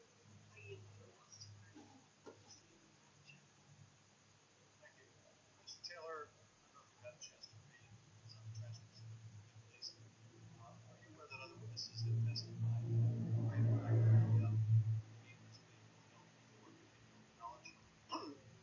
Mr. Chairman, I've read that. I think there's still some question about when they may have heard. And ultimately, they did find out when the political story came out, to your knowledge, but others have said even sooner. They did find out, right, Ambassador? They did, Mr. Chairman. And at the time they found out, they knew what President Trump wanted from them, that he wanted these investigations, correct? Ambassador Sondland informed President Zelensky's staff, that is, Mr. Yermak, of what was required, yes. So Ukraine finds out about the hold. You're not able to give them a reason for the hold. No one is able to give them a reason for the hold. They know the president wants these investigations, and then they're told in Warsaw by Ambassador Sondland, essentially, you're not getting the aid unless you do these investigations, correct? That's correct. So, you've been asked, how could there be conditioning if the Ukrainians didn't know? But Ukrainians were told by Ambassador Sondland, were they not? They were. They were. They didn't know, as near as I can tell, the Ukrainians did not know about the hold on the phone call on July 25th. That's true. But they were told, as you said, Mr. Chairman, on the 1st of September. And in fact, while they may not have known during the time of the call, they would find out. And when they did find out, they would know what the president wanted, correct? That's correct. Representative Sue. Mr. Kent, I'd like to refer you to the discussion of the May 23rd meeting in the Oval Office when the president met with those who had gone to the Ukraine for the inauguration. You briefly testified that you helped propose names for individuals to go to that inauguration. Was Ambassador Sondland, who was the ambassador to the European Union, one of the names that you submitted? No, it was not. But he ultimately attended that inauguration, is that not right? That is correct. And do you know how he ended up as a part of that official delegation? I do not know for sure, but my understanding is once the list left the NSC staff, it went through a review through the part of the White House that determines presidential delegations. You also testified that upon returning, Ambassador Sondland used his, quote, connections with Mulvaney, end quote, in order to secure this meeting in the Oval Office. Is that correct? That is my understanding, yes. It seems that this Oval Office meeting was a pivotal turning point in the Ukraine policy. Coming out of that meeting, who was given responsibility, to your recollection, who was given responsibility for the Ukraine policy? I never saw any document that changed the nature of policy determination in the U.S. government under the Trump administration. There's the National Security Presidential Memo. Didn't you also say, Yes, please. You did say in your testimony that you felt that you testified that Secretary Perry, Ambassador Sondland, and Ambassador Volker, quote, felt that they had a mandate to take the lead, end quote, on Ukraine policy. Did you not? That was an accurate statement. Their feeling doesn't mean that they actually got delegated responsibility. Have you ever heard the term Three Amigos? I referenced that after watching Gordon Sondland say that on Ukrainian TV on July 26th. And what do you come to mean by Three Amigos? My understanding of Ambassador Sondland's use of that term is that the three people that were in charge of Ukraine policy during the summer were he, Gordon Sondland, Ambassador Volker, and Secretary Perry. When did you come to learn about Mr. Giuliani's role, and what do you consider his role to have been? I first heard about former Mayor Giuliani's interest in Ukraine in January of this year. That was a different phase than what happened during the summertime. Was it normal to have a person who is a private citizen take an active role in foreign diplomacy? I did not find his particular engagement normal, no. Now, Mr. Ambassador Taylor, you testified that there are two channels, a regular and irregular. What did you see as Rudy Giuliani's role in Ukraine policy? I came to see that Mr. Giuliani had a large influence on the irregular channel.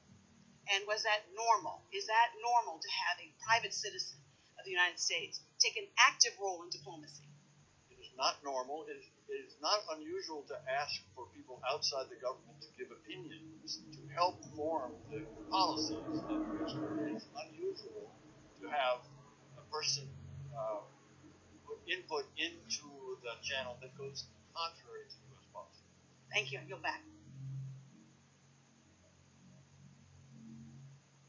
Mr. Turner, you're recognized for 5 minutes. Thank you.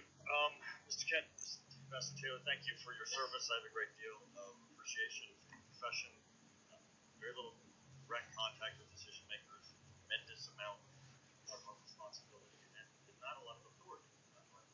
That U.S. policy, bilateral engagements, multilateral engagements, trying to shepherd through issues with our allies. For example of that, Ambassador Taylor,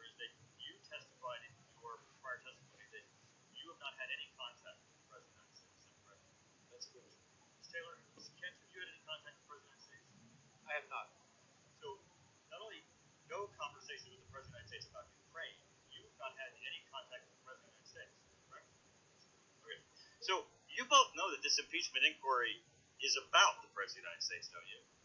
I mean, the man that neither one of you have had any contact with, you're the first up witnesses.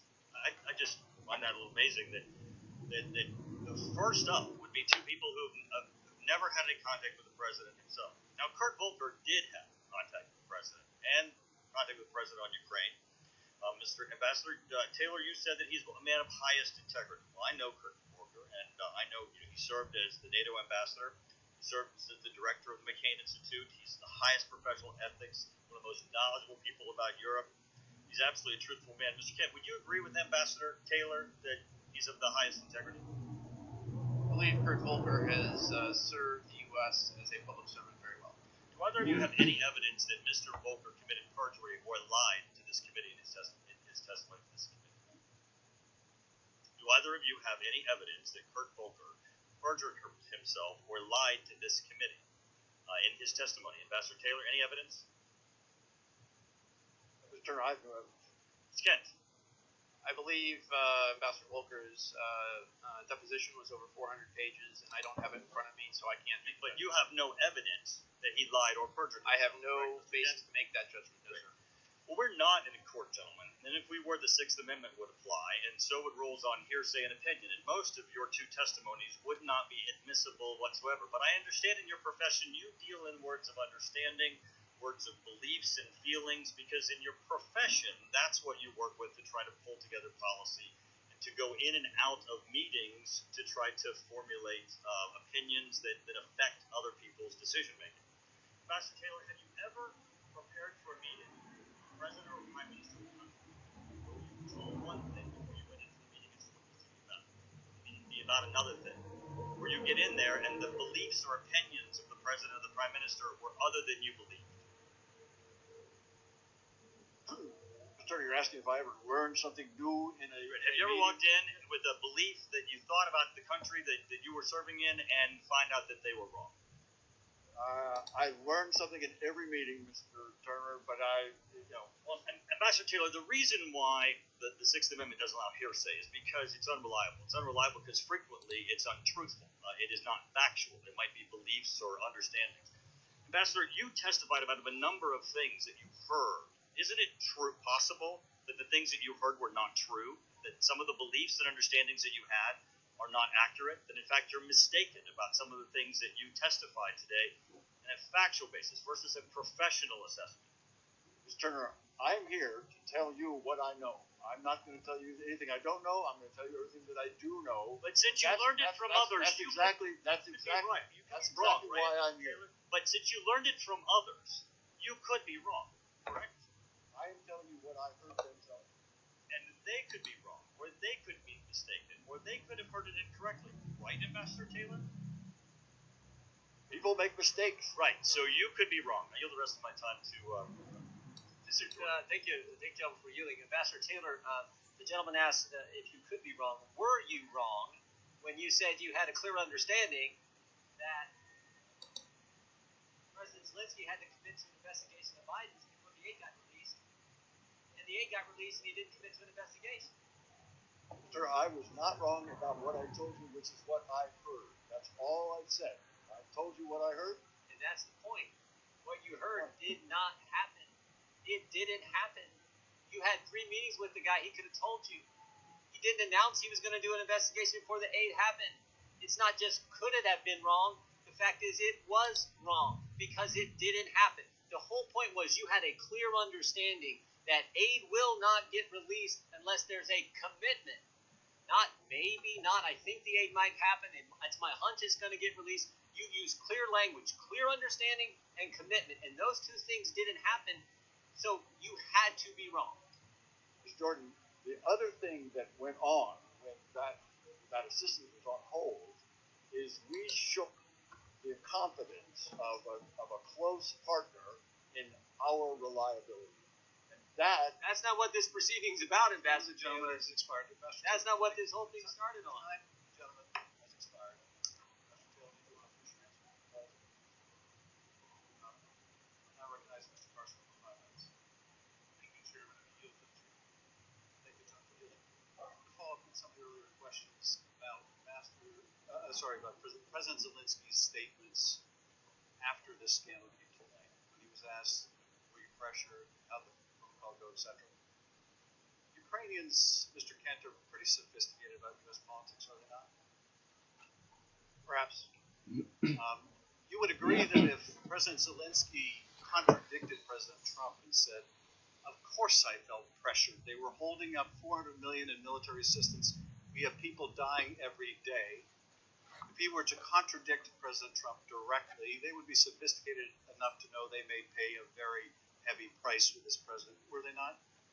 That's a fair assessment. And President Zelensky not only had to worry about retribution from Donald Trump should he contradict Donald Trump publicly, he also has to worry about how he's perceived domestically, doesn't he, Ambassador Taylor? President Zelensky is very sensitive to the views of Ukrainian people, who indeed are very attentive to Ukrainian U.S. politics, yes. And so if President Zelensky were to say, I had to capitulate and agree to these investigations, I was ready to go on CNN until the aid got restored, that would obviously be hurtful to him back home, would it not? He cannot afford to be seen to be deferring to any foreign leader. He is very confident in his own abilities, and he knows that the Ukrainian people expect him to be clear and defend Ukrainian interests. Mr. Carson. Thank you, Chairman. My colleague touched briefly on the campaign to remove career diplomat Ambassador Ivanovich. Mr. Kent, you stated in previous testimony that you were aware of the full campaign of slander against the ambassador in real time, which basically unfolded in the media. Where do you understand this misinformation campaign was coming from, and who was essentially perpetuating it? My understanding, the then Prosecutor General of Ukraine, now Yuri Lutsenko, met Rudy Giuliani in New York on a private visit in January. They had a second meeting in February, and through the good offices of the former mayor of New York, Yuri Lutsenko gave an interview to John Solomon, then of the Hill, in early March, and the campaign was launched on March 20th. A corrupt Ukrainian prosecutor gave an interview to a reporter in the United States and made claims that the ambassador provided officials with a, quote, do not prosecute list. Sir, do you have any reason to believe this is true? I have every reason to believe it is not true. What was the reputation of the man who made these allegations, sir? Yuri Lutsenko was a politician of long standing. He had been Minister of Interior after the Orange Revolution. The U.S. Embassy had good relations with him for years. He was imprisoned by President Yanukovych, came out, was elected majority leader of Poroshenko, the then president's party, and then became Prosecutor General in the spring of 2016. What was your experience with Ambassador Ivanovich? Was she working hard to combat corruption in Ukraine, sir? She was dedicated, as is every U.S. government official in Ukraine, to help Ukrainians overcome the legacy of corruption, which they actually have made a number of important steps since 2014. So in fact, before all of this happened, you and your superiors at the State Department asked the ambassador to extend her time in the Ukraine, correct, sir? That is correct. And did you support her extension? I asked her to extend until the end of this year to get through the election cycle in Ukraine, and then Undersecretary Hale in March asked her to stay until 2020. Now, some in Ukraine probably disliked her efforts to help Ukraine root out corruption. Is that correct? As I mentioned in my testimony, you can't promote principled anti-corruption action without pissing off corrupt people. Fair enough. Now, if some of those people helped Giuliani smear her, did they not? They did. So ultimately, that smear campaign pushed President Trump to remove her, correct, sir? I cannot judge that. What I can say is that Rudy Giuliani's smear campaign was ubiquitous in the spring of 2019 on Fox News and on the internet and Twitter sphere. So Ambassador Taylor and Mr. Kent, in all of your combined decades at the State Department, have you ever before seen an instance where an ambassador was forced out by the president following a smear campaign of misinformation orchestrated by the president's allies? I have not. All right. Mr. Chairman, I yield back.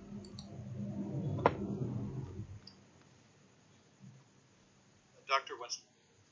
Thank you, Mr. Chairman. Mr. Taylor, this should be easy because I'm going to use a lot of your words from the previous deposition as we go forward. In your deposition, you spoke of support for Ukraine and its relationship